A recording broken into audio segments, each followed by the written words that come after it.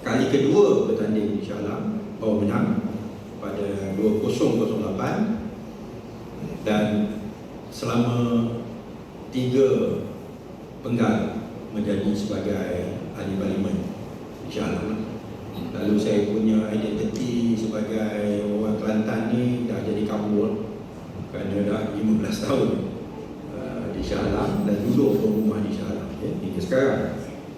Namun tiba-tiba saya dilantik, sebelum dilantik pengerusi kadar, dilantik pengerusi Parti Amanah Negara Negeri Kelantan. Dan selepas setahun, 2 tahun diganti dengan YB Adli yang timbalan Menteri Pertahanan. Dia pula ambil alih sebagai pengerusi Amanah Rakyat Kelantan. Saya ditugaskan untuk menjadi pengerusi kadar. Dan menjadi pengerusi kadar setakat ini baru setahun. Nak cakap banyak sangat pasal kadar pun memang tak berapa tahu lagi lah. Masih ni kata learning the ropes, masih lagi belajar. Banyak lagi benda maklumat yang kita pun tak tahu. Kita pun eksekutif, kita pun pengerusi yang non-eksekutif. Maknanya bukanlah tiap-tiap hari kita ada di sini, tapi kita pantau secara umum, tak menguruskan kadar sepenuh masa. Tu dah dia pengurus besar. Kan kalau aku nak buat kerja pengurusan kadar, dia tak ada kerja pula. So kita sama-sama lah kita saling pada petang ini saya hanya ingin menyatakan bahawa kerajaan yang sedia ada seharusnya menghargai golongan usaha, dan saya rasa inilah yang sedang dan diusahakan. Dan kita tak boleh nafi bahawa seperti mana yang disebutkan oleh Ismail, yang persara ini terdiri daripada orang-orang yang hebat, di antaranya iaitu yang terus yang Jusa lah, semua peringkat dari segi ilmu dan pengetahuan dan pengalaman memang sangat-sangat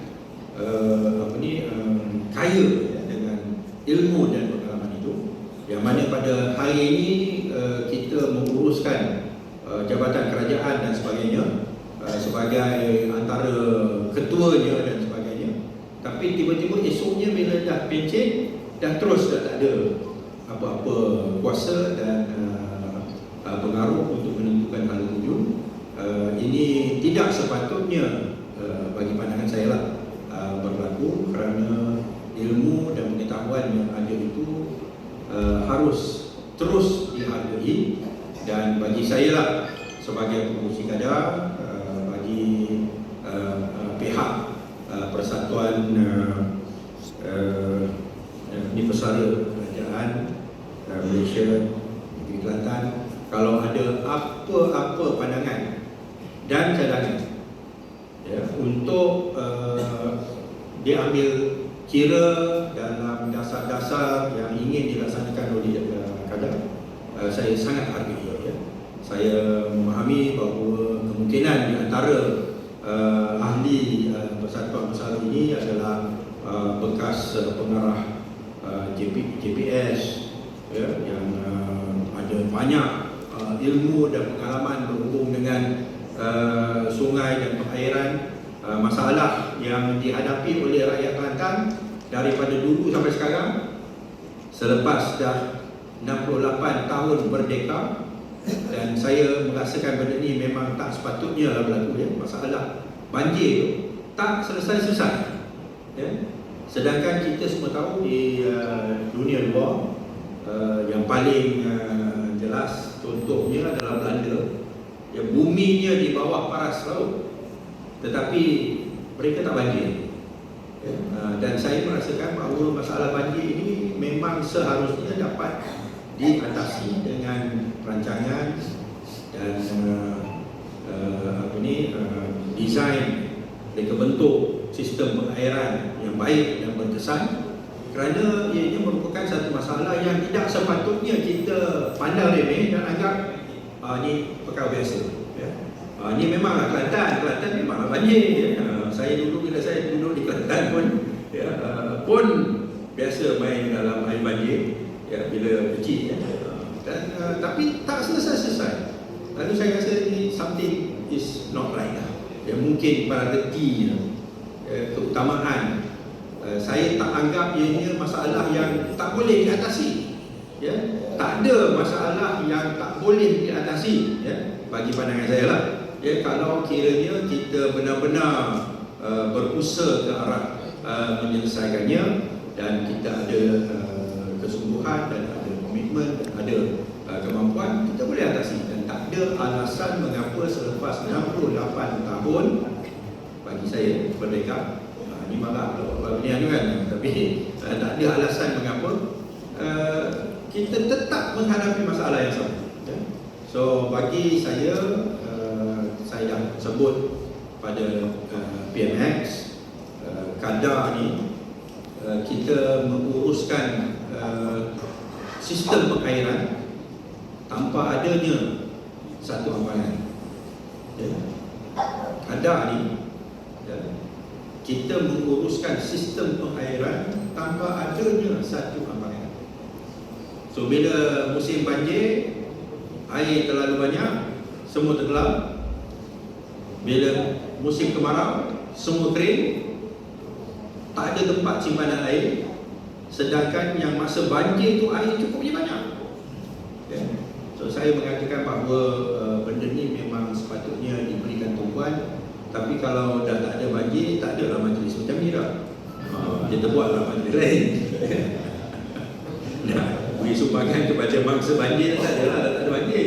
Tapi tak apalah, kita boleh buat majlis lain.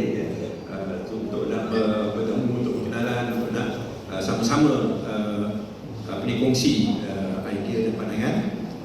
Tapi setiap kali saya jumpa PMX, saya sebutlah. Dan bila saya jumpa Menteri Pertanian, saya pun sebut. Bila saya jumpa pengarah JPS di Kelantan pun saya sebut. Kita rasa malu. Kenapa kita masih tak boleh atasi masalah yang merupakan satu benda yang tidak sepatutnya serumit itu. Lainlah kalau negara kita pun, tanah kita ni bawah paras laut. Pada ketika itu kita tak boleh nak buat apa bila air banyak dan sebagainya. Kita bawah paras laut, mesti nak banjir kan.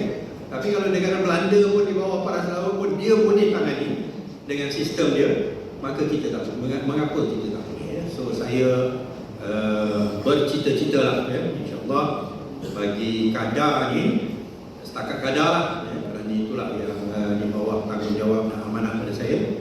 Kita nak cuba tentukan bahawa sistem pengairan itu mantap, dan untuk mencapai itu maka soal ampangan perlu, supaya paling kurang kita boleh simpan air banjir untuk nak atasi masalah kemarau.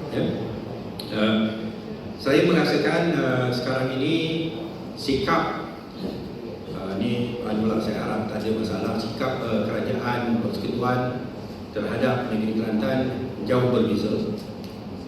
Soal dianaktirikan tidak lagi timbul. Ada di kalangan penyokong kerajaan sendiri mempertikaikan. Dia kata kenapa banyak sangat belanja di Kelantan ni, bajet untuk negeri Kelantan ni sangat tinggi, mempertikaikan. Sedangkan negeri-negeri yang menyokong kerajaan tidak mendapat bajet yang setinggi. Saya merasakan bahawa ini nak tunjuk bahawa kerajaan yang sedia ada berusahalah untuk bertindak adil. Tuan-tuan dan puan, sebagai pesara yang dah lama dah bekerja, dah lama dah kenalan, kerajaan yang ada sekarang ini dia get a lot of bad media, kritikan yang teruk melalui social media. Bukan dalam surat khabar, bukan dalam TV, tapi dalam social media. Dan kebanyakan daripadanya adalah merupakan tuduhan-tuduhan yang tidak berasas.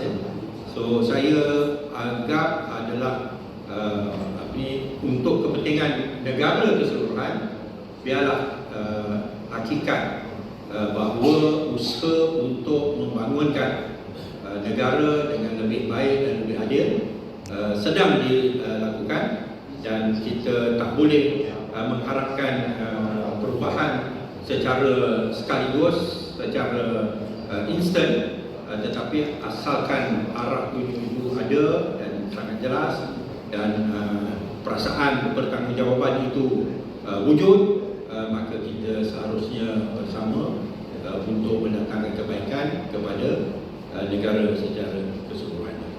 So saya mengharapkan bahawa persatuan ini boleh memainkan peranan untuk menceritakan kebaikan yang dilakukan, menegur keburukan yang berlaku juga, tapi be fair, supaya insyaAllah kita boleh capai some progress lah. Saya merasakan politik, saya orang politik, lalu bila diminta untuk nak cakap ni, tak nak sentuh politik pun akhirnya sentuh juga. Politik negara kita ni dah jadi bercelaru lah, dah tak tahulah, benda yang baik pun dikutuk, benda yang ada pun dikritik, tak habis-habis. So sepatutnya bila dah selesai pilihan raya, kerajaan dah dibentuk, semua berusaha untuk mendatangkan kebaikan pada negara, termasuk pembangkang as a opposition, constructive opposition, pembangkang yang membina, bukan nak cuba jatuhkan. Sampai bila kalau begitu? Kita tak boleh dapat kerja. So sepatutnya seperti mana di negara-negara lain lah, bila dah selesai pilihan raya, selesai. For the next 5 years, work together to build the country. Dan sumbangan pembangkang tetap akan dihargai oleh rakyat bila melihat adanya idea-idea yang konstruktif, yang membina dan sebagainya. Barulah demokrasi berfungsi seperti mana yang sepatutnya. Wallahu a'lam.